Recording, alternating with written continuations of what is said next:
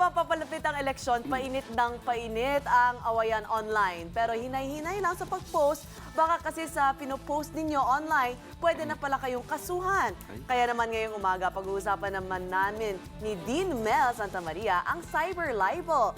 Ano nga ba ito, Dean? Ano yung kaibahan ng cyber libel sa ordinaryong libel? Alam naman natin, Grace, basta't nag-libel ka, sinulat mo, nagparatang ka ng bisyo, krimen, kondisyon, kalagayan ng tao, whether real or imaginary, at ang punto mo ay manghamak, di ba, manginis, talaga magpababa ng reputasyon ng tao, talagang binablaken mo yung reputasyon niyan. Ilang pangkaraniwang libel.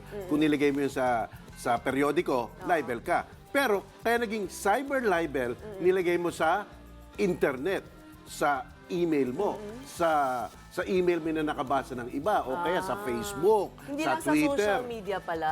Oo, yes, So, oo. sa pananalita lang po ba ito o pag sinulat mo siya, pero sa notebook mo lang naman. Yes. For example, Dear Diary. Oo. O parang pang sarili ko lang na materyales, kumalat. Oo. Pwede pa rin kasuhan ng libel yun? Kung ang pagkakalat ay sinadya. O siyempre, pero halimbawa ako, may kaibigan ako.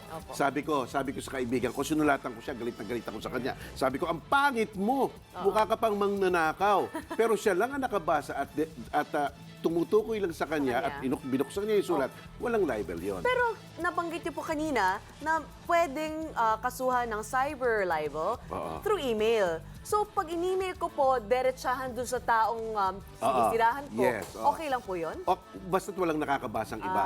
Kasi ang libel ay isang pampubliko at malisyosong pagpaparatang.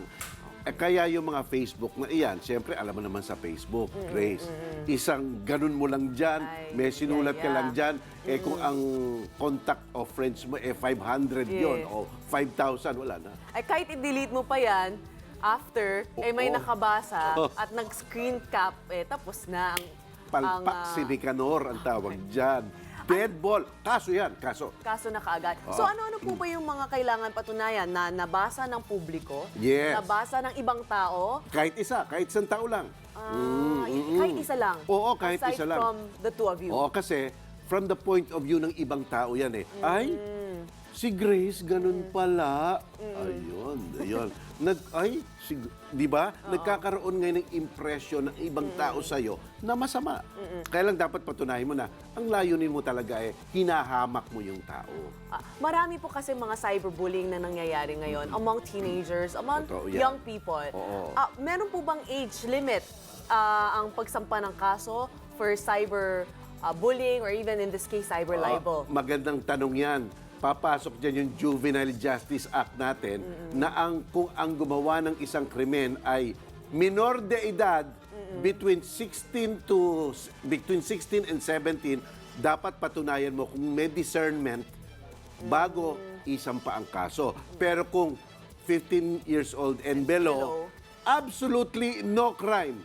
Absolutely no crime. Hindi mo makakasuhan yan.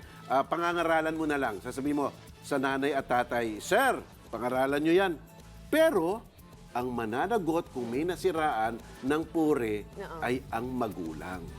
Pero civil damages lang.